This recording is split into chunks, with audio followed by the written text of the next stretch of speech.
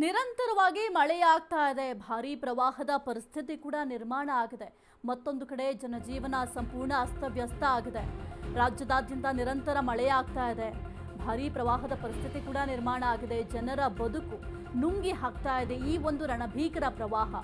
ಊರೇ ಮುಳುಗಡೆ ಆಗಿದೆ. ಅನ್ನ ನೀರಿಲ್ಲದೆ ಜನರು ಪರದಾಡ್ತಾ ಇದ್ದಾರೆ. ಭೀಮಾ ನದಿ ನೀರಲ್ಲಿ ಕೊಚ್ಚಿ ಹೋಗ್ತಾ ಇದೆ ಜನರ ಬದುಕು. ಪ್ರವಾಹದಿಂದ ಕಲಬುರಗಿಯಲ್ಲಿ ಅಲ್ಲೋಲ ಕಲ್ಲೋಲ ಆಗಿದೆ. ಪ್ರವಾಹದ ಪರಿಸ್ಥಿತಿ ಈಗ ಕಲಬುರಗಿಯಲ್ಲಿ ನಿರ್ಮಾಣ ಆಗಿದೆ. ನಿರಂತರವಾಗಿ ಸುರಿತಾ ಇರುವಂತಹ ಮಳೆಯಿಂದಾಗಿ ಭಾರೀ ಪ್ರವಾಹದ ಪರಿಸ್ಥಿತಿ ನಿರ್ಮಾಣ ಆಗಿದೆ. ಜನರ ಬದುಕನ್ನ ನುಂಗಿ ಹಾಕ್ತಾ ಇದೆ ಈ ಒಂದು ರಣಭೀಕರ ಪ್ರವಾಹ. ನೀವು ಕೂಡ ಗಮನಿಸ್ತಾ ಇದ್ದೀರಾ ಪ್ರವಾಹದ ಪರಿಸ್ಥಿತಿಯಲ್ಲಿ ಯಾವ ರೀತಿ ಇದೆ ಅಂತ. ಪ್ರವಾಹದ ನೆರೆ ಅಲ್ಲಿ ನಿರ್ಮಾಣ ಆಗಿದೆ ಅಂತಲೇ ಹೇಳಬಹುದು. ಮನೆಗಳು ಜಖಮ್ಮಾಗಿದೆ. ಊರೇ ಮುಳುಗಡೆ ಆಗಿದೆ.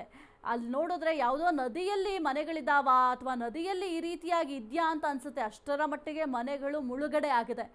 ನಿನ್ನೆ ಕೂಡ ಕಲಬುರಗಿಯಲ್ಲಿ ಜನರನ್ನು ಸ್ಥಳಾಂತರ ಮಾಡುವ ಕೆಲಸವನ್ನು ಮಾಡಲಾಯಿತು. ಏಕೆಂತಂದರೆ ದಿನದಿಂದ ದಿನಕ್ಕೆ ನೀರಿನ ಮಟ್ಟ ಏರಿಕೆ ಆಗ್ತಾ ಇದೆ. ವರುಣಾರ್ಭಟ ಜೋರಾಗಿದೆ. ವರುಣರಾಯ ಅಬ್ಬರಿಸಿ ಬೊಬ್ಬೆರಿತಾ ಇದ್ದಾನೆ. ಹಾಗಾಗಿ ಜನರಿಗೆ ತೊಂದರೆ ಆಗಬಾರ್ದು ಎನ್ನುವ ನಿಟ್ಟಿನಲ್ಲಿ ಅವ್ರನ್ನ ಶಿಫ್ಟ್ ಮಾಡುವ ಕಾರ್ಯವನ್ನು ಕೂಡ ನಿನ್ನೆ ಮಾಡಲಾಯಿತು. ಬಾಗಲಕೋಟೆ, ಬೀದರ್, ಕಲಬುರಗಿ, ಬೆಳಗಾವಿ 5ಕ್ಕೂ ಹೆಚ್ಚು ಜಿಲ್ಲೆಗಳಲ್ಲಿ ಪ್ರವಾಹಕ್ಕೆ ಭಾರೀ ಅವಾಂತರ ಆಗಿದೆ. ಉತ್ತರ ಕರ್ನಾಟಕದಲ್ಲಿ ಪ್ರವಾಹದಿಂದ ಅಪಾರ ಹಾನಿಯಾಗಿದೆ. ಬೆಳೆಗಳು ನಾಶ ಆಗಿದೆ. ಮನೆಗಳು ಜಖಮ್ಮಾಗಿದೆ. ಜನರು ಸಂಕಷ್ಟದಲ್ಲಿ ಸಿಲುಕಿದ್ದಾರೆ. ಪ್ರವಾಹಕ್ಕೆ ಉತ್ತರ ಕರ್ನಾಟಕದಲ್ಲಿ ಅಲ್ಲೋಲ ಕಲ್ಲೋಲ ಆಗಿದೆ. ಬಾಗಲಕೋಟೆ, ಬೀದರ್, ಕಲಬುರಗಿ, ಬೆಳಗಾವಿ, ಯಾದಗಿರಿ ಇಲ್ಲೆಲ್ಲ ಭಾರೀ ಮಳೆ ಆಗ್ತಾ ಇದೆ. 5ಕ್ಕೂ ಹೆಚ್ಚು ಜಿಲ್ಲೆಗಳಲ್ಲಿ ಪ್ರವಾಹಕ್ಕೆ ಭಾರೀ ಅವಾಂತರಗಳಾಗಿದೆ.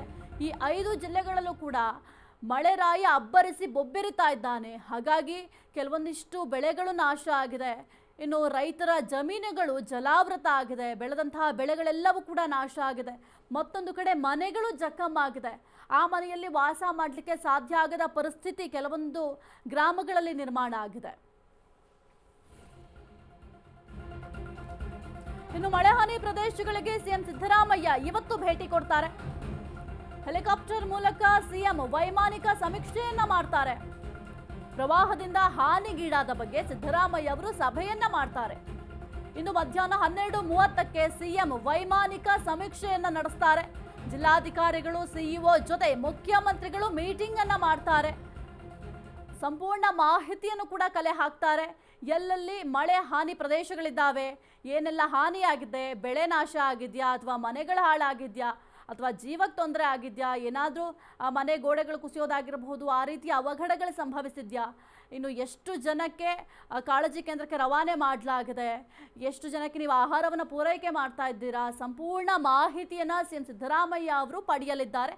ಮಧ್ಯಾಹ್ನ 12:30ಕ್ಕೆ ವೈಮಾನಿಕ ಸಮೀಕ್ಷೆಯನ್ನು ನಡೆಸ್ತಾರೆ.